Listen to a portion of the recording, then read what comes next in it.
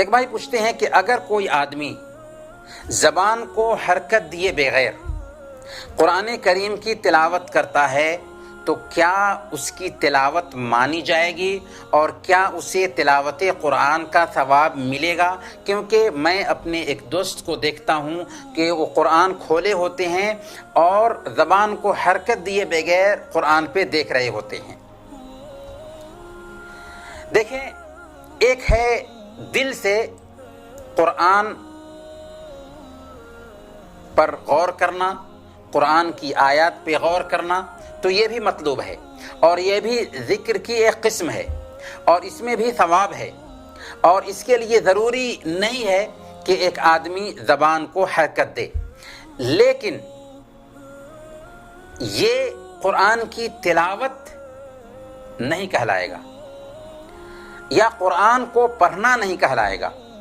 اور احادیث میں قرآن کی تلاوت اور قرآن کو پڑھنے کا جو اجر و ثواب بیان کیا گیا ہے، جیسے حدیث میں کہا گیا کہ خیرکم من تعلم القرآن وعلمہ، تم میں سے بہتر وہ ہے جو قرآن کو پڑھے اور دوسروں کو سکھائے اور سیکھے۔ اسی طریقے سے اللہ کے نبی صلی اللہ علیہ وسلم نے بیان فرمایا کہ قرآن کی تلاوت پر اس کے ایک حرف کو پڑھیں گے تو 10 نیکیاں ملتی ہیں۔ یہ جو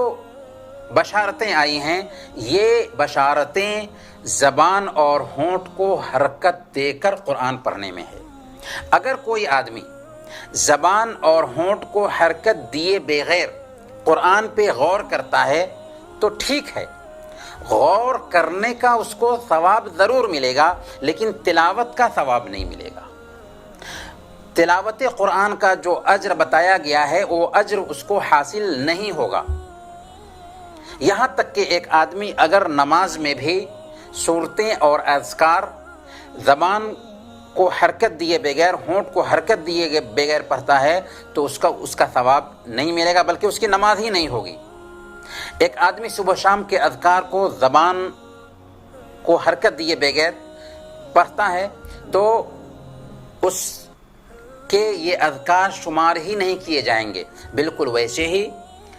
ہم بھائی سے کہیں گے کہ اگر آپ قرآن کریم کی تلاوت پر جو اجر رکھا گیا ہے یہ اجر حاصل کرنا چاہتے ہیں تو آپ کی ذمہ داری ہے کہ آپ زبان کو اور ہونٹ کو حرکت دے کر قرآن کریم کی تلاوت کریں، تبھی آپ کو تلاوت قرآن کا ثواب ملے گا۔